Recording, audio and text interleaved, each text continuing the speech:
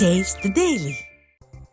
வேலூர் மாவட்டத்தில் விடிய விடிய பெய்த கனமழையால் மழைநீர் கழிவுநீருடன் சேர்ந்து வீடுகளை சூழ்ந்து குளம் போல் தேங்கி நிற்பதால் பொதுமக்கள் கடும் அவதியடைந்தனர். வேலூரில் விடிய விடிய கொட்டி தீர்த்த கனமழையால் காட்பாடி, முத்தமிழ்நகர், பாரதி நகர் உள்ளிட்ட பகுதிகளில் மழைநீரோடு கழிவுநீர் கலந்து வெள்ளம் வீடுகளை சூழ்ந்துள்ளது. இதனால் வீடுகளில் தூங்க முடியாமல் பொதுமக்கள் கடும் அவதியடைந்து வருகின்றனர்.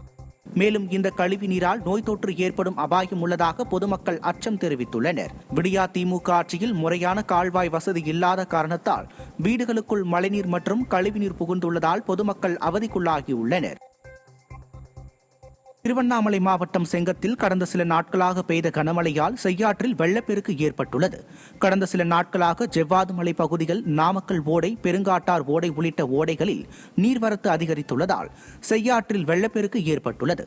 மேலும் செய்யாற்றில் ஏற்பட்டுள்ள வெள்ளப்பெருக்கால் ஏரி குளங்கள் வேகமாக நிரம்பி வருவதால் விவசாயிகள் மகிழ்ச்சி அடைந்துள்ளனர். விழுப்புரம் மாவட்டம் கீழ்பெரும்பாக்கம் ரயில்வே தரைப்பாலத்தில் தேங்கியுள்ள மழைநீரை 3 நாட்களாகியும் வெளியேற்றாததால் போக்குவரத்து முற்றிலும் துண்டிக்கப்பட்டுள்ளது. கடந்த 2 நாட்களாக பெய்த கனமழையால் கீழ்பெரும்பாக்கம் பகுதியில் உள்ள ரயில்வே தரைப்பாலம் நீரில் மூழ்கியதால் போக்குவரத்து துண்டிக்கப்பட்டுள்ளது.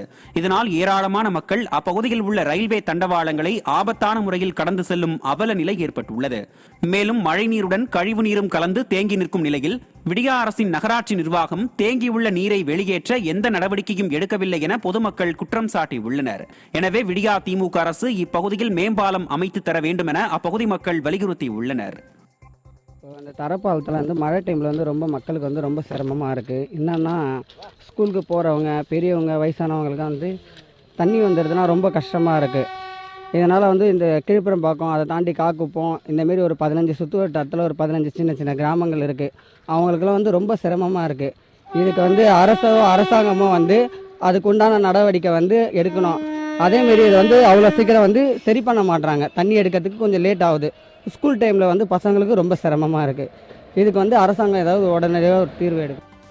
தமிழக மக்களுக்காகவே வாழ்ந்து மறைந்த இதய தெய்வம் புரட்சி தலைவி அம்மா பற்றி இழிவாக பேசிய விடியா திமுக அமைச்சர் தாமோ அன்பரசனுக்கு முன்னாள் அமைச்சர் ப. வளர்மதி கடும் கண்டனம் தெரிவித்துள்ளார். இது தொடர்பாக அவர் வெளியிட்டுள்ள அறிக்கையில், பெண்களை, குறிப்பாக அரசியலில் இருக்கும் பெண்களை இழிவுபடுத்தி பேசுவதையே வாடிக்கையாக கொண்ட கருணாநிதியின் வழி வந்தவர்களிடம் நாகரிகத்தை எதிர்பார்க்க முடியாது என குறிப்பிட்டுள்ளார். கருணாநிதியின் கயமத்தனமான சொல்லாடல்களுக்கு அன்னை இந்திரா காந்தி முதல் யாரும் தப்பியதில்லை எனவும், பெண்களின் புடவையில் இரத்தக்கரை படிவது சாதாரணமானது என்று ஏகடியம் பேசிய கருணாநிதியின் தொங்கு சதை வழிவந்த அன்பரசன் வாயிலிருந்து துர்நாற்றம் வீசுவதில் ஆச்சரியமில்லை எனவும் குறிப்பிட்டுள்ளார். பொதுவெளியில் செல்லும் போது சற்று கவனமாக செல்லுங்கள் என குறிப்பிட்டுள்ள ப. வளர்மதி, உங்களின் நாளாந்தர பேச்சை கேட்டு மக்கள், குறிப்பாக பெண்கள் கொதித்து போயுள்ளார்கள் என்றும், தமிழ்நாட்டில் அமைச்சராக இருப்பதற்கான தகுதியே இல்லாத முதல் நபர் அன்பரசன் எனவும் குறிப்பிட்டுள்ளார்.